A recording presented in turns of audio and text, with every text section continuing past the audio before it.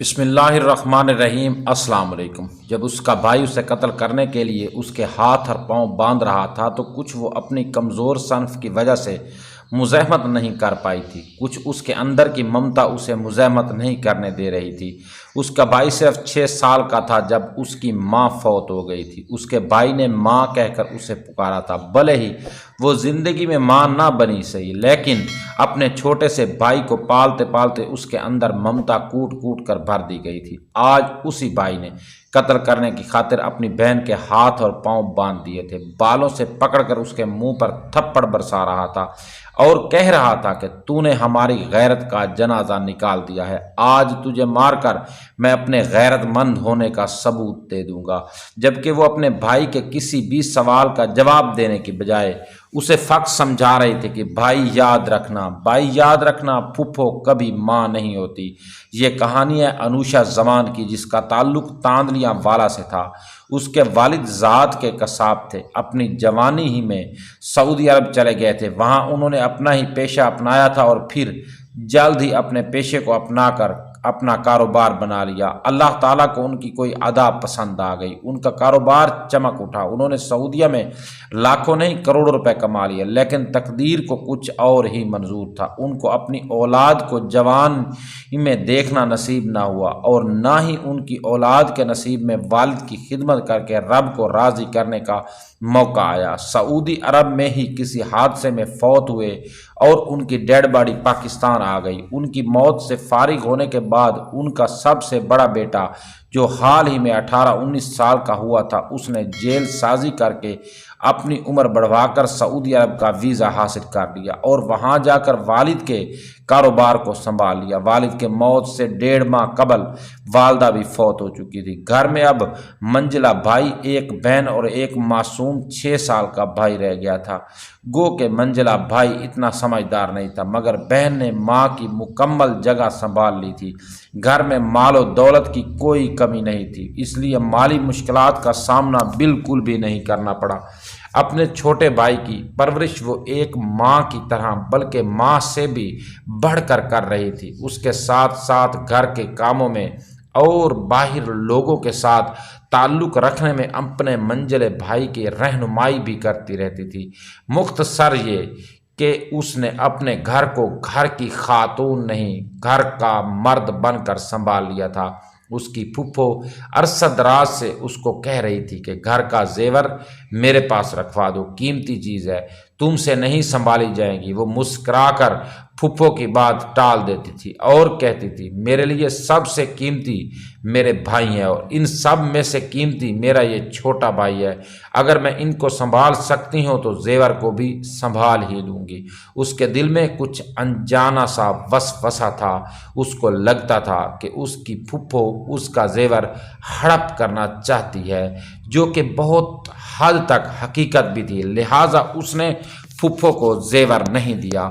پھپھو موقع کی طاق میں تھی کہ کسی نہ کسی طرح وہ زیور ہتھیانا چاہے، اور پھر اسے وہ موقع مل ہی گیا۔ پھپھو نے اپنی بیٹی کی شادی پر پہنانے کے لیے عارضی طور پر زیور مانگا۔ انوشا نے انکار کیا تو پھپھو نے اس کی منجلے اور بڑے بھائی کو کہہ کر زیور لے لیا۔ زیور لیے ہوئے پھپھو کو 3 سال گزر گئے، پلٹ کر اس نے زیور واپس نہ کیا۔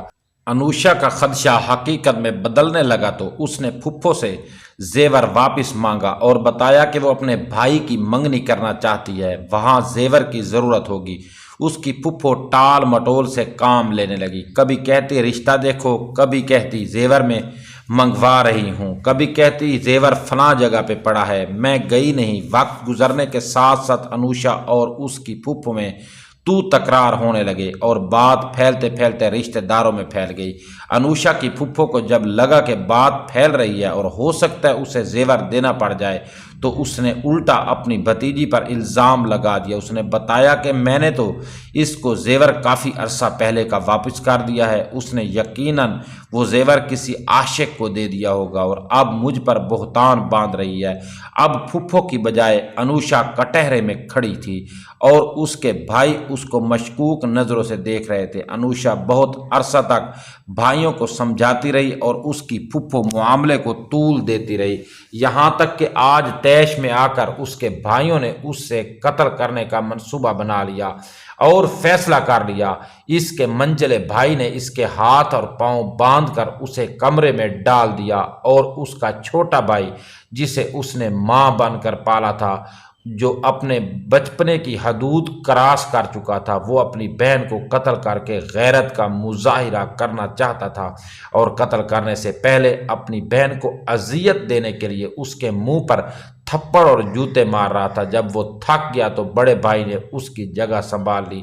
وہ بار بار اپنی بہن سے اس کے عاشق کے متعلق پوچھتا رہے اور وہ بار بار یہی سمجھاتی رہی کہ پھپھو کبھی ماں نہیں ہوتی، لیکن وہ چاہ کر بھی اپنے بھائیوں کو نہ سمجھا سکی، یہاں تک کہ اس کے پیٹ میں جب خنجر کا پہلا وار کیا گیا تو اس نے اپنے بھائیوں کو یہ بتایا کہ تمہارا زیور پھپھو کے پاس ہی ہے۔ دوسرے خنجر کے وار سے پہلے اس نے بھائیوں کو بتایا کہ فلاں فلاں شخص نے تمہارے پیسے دینے ہیں، اور پھر ان کو سب کچھ سمجھایا کہ کیا چیز گھر میں کہاں پڑی ہے، کس کے ساتھ کتنا لین دین ہے، وہ کس کاپی پر لکھا ہے، ان کو اس کاپی کے متعلق بتایا، مگر تب بھائی اپنی غیرت کا مظاہرہ کر رہے تھے۔ انہیں اپنی بہن کا بولنا ناگوار گزر رہا تھا، اس لیے انہوں نے کلہاڑی کا ایک ہی وار کر کے سر دھڑ سے الگ کر دیا۔ یوں انہوں نے اپنی بہن کو مار دیا جس نے ان کی خاطر اپنا آپ مار دیا تھا، جس نے اپنے بھائیوں کی کامیابی کو ہی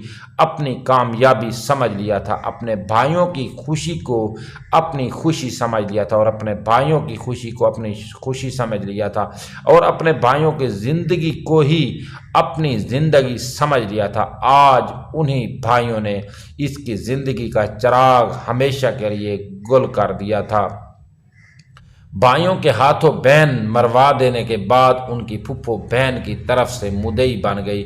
انوشا کے بڑے بھائی کو اپنے ساتھ ملا لیا اور چھوٹے دونوں بھائیوں کو جیل بھجوا دیا ہے۔ آج چھوٹے دونوں بھائیوں کو اپنی غلطی کا احساس ہو چکا ہے، مگر آج ان کو معافی دینے والا اور معاف کرنے کو کوئی تیار نہیں ہے۔ شاید اگر روحوں کا دنیا میں وارد ہونا ممکن ہوتا تو ان کی بہن کی روح آ کر ان کو معاف کر دیتی، مگر اب ایسا نہیں ہو سکتا۔ البتہ جیل میں قید اپنے ساتھیوں کو وہ بات بتاتے ہیں کہ ہماری بہن واقعی ٹھیک کہتی تھی، پھپھو کبھی ماں نہیں ہو سکتی، اور انوشا کی اس بات سے میں بھی 101% متفق ہوں کہ پھپھو کبھی ماں نہیں ہو سکتی۔ ماں کا نعم البدل کوئی بھی نہیں ہو سکتا۔ دوستو، اگر آپ کو یہ سٹوری اچھی لگی ہے تو ویڈیو کو لائک ضرور کر دیں، اگر آپ چینل پر نئے تو چینل کو سبسکرائب ضرور کر دیں، اور کامنٹ باکس میں اپنی رائے کا اظہار ٹائپ ضرور کریں۔ شکریہ۔